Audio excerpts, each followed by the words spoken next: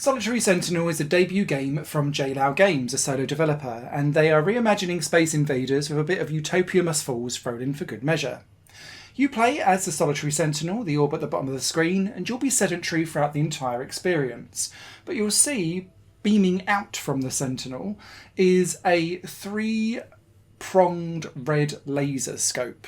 And this is what you'll be doing, is rotating this around from left to right to try and shoot within that range the different enemies that are inside it. Now you'll start off with a single weapon that will kind of shoot out some bullets, but over time through repeated runs you'll earn perks that may upgrade a secondary weapon to include a laser beam or some missiles, or maybe some gas or some lightning strikes that will be a little bit more like a melee attack closer to the Sentinel itself.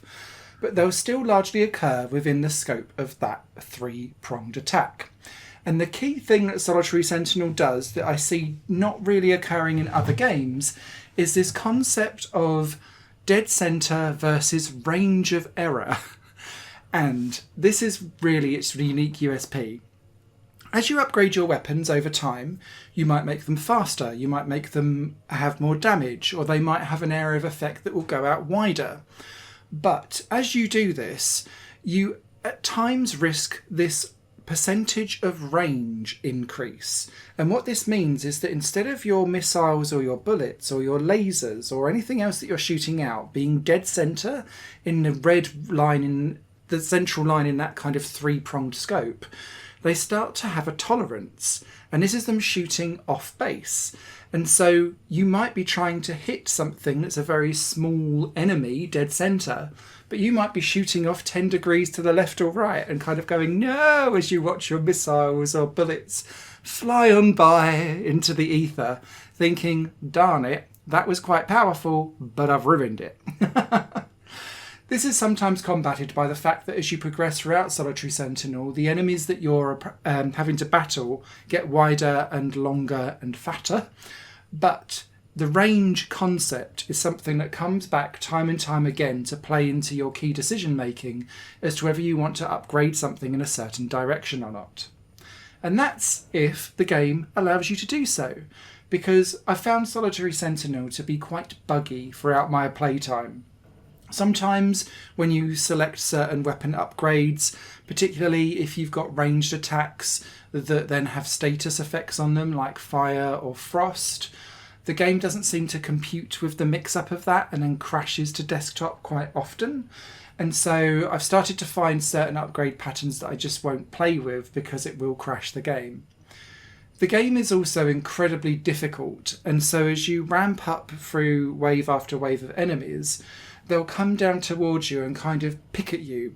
So the smaller enemies will just kind of butt up against you and keep smashing you, and that will chip away at your health. Whereas the long oblong tablets, for example, or the more triangular or diamond-shaped attacking ships will stay away from you and then kind of shoot yellow beams towards you. And it's quite difficult sometimes to understand visually what's attacking you where, but you're seeing your health bar degenerate over time.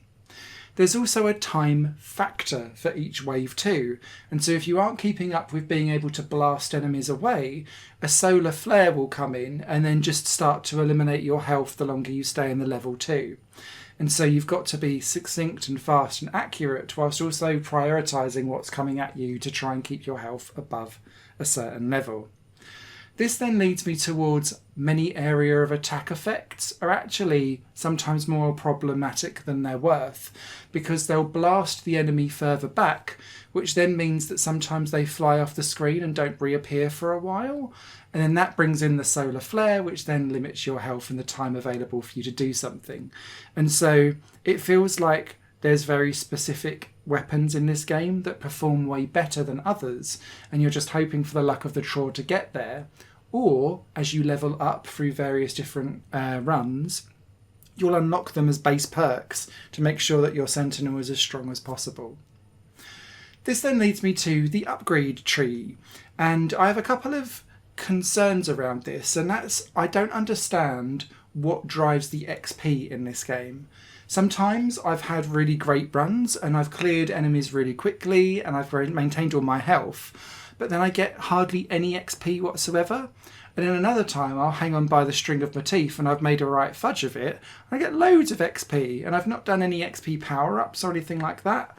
It just seems to be very random, and I don't understand from a transparency point of view what is driving my levelling up over time. I'd also say that the upgrades seem to trigger at very specific times, and this is then tied to the perk system, which allows you to unlock enhanced versions of your weapons that you've selected earlier in waves, rather than having them locked behind certain wave limits, so that you can't get an enhanced Tesla coil, say, by like wave 3. You have to wait until much further on in the game to then make a choice. And that plays out okay, and it keeps you on the skin of your teeth as you're trying to scrape it through wave after wave after wave. But it kind of limits the choices that you have then over time, because you're being railroaded and funneled into very specific builds. I quite like the moment-to-moment gameplay of Solitary Sentinel. I'm really on the fence around this range mechanic though, because it feels like it's taking more agency and decision-making out of the player's hands and leaving things much more up to chance. And so I think your mileage on that mechanic may vary. Ultimately, I found this game quite close to Utopia Must Fall, and that game performs the same mechanics much more stylishly, with more feedback about what you're doing and why, and is more fun to play than what Solitary Sentinel does. But as a rough-edged first attempt of a commercial game, JLAL Games has shown that they've got some nice ideas, and they're quite happy to play with some unique twists of a mechanic or two. And I wish them well in the future, because I think they've got some good design theory here, even if some of the bugginess of this game and the presentation might not immediately draw people in.